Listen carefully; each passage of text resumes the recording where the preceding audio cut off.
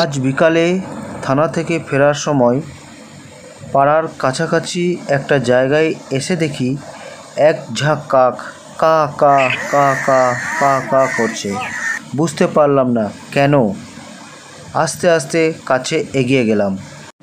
একটা পাখির শাবক গাছের গোড়ার কাছে পড়ে কাতরাচ্ছে আর বিচিত্র শব্দ করে, যেন মনে হচ্ছে কাউকে সাহায্যের জন্য ডাকছে। বিচিত্র শব্দ করে যেন বলছে, কে আছো, আমাকে বাঁচাও, আমাকে বাঁচাও। থাকতে পারলাম না, ছুটে গেলাম পাখিটির কাছে। দুহাত বাড়িয়ে তাকে তুলে নিলাম।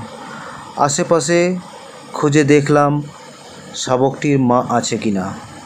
না, তার মাকে আশেপাশে দেখতে পেলাম না।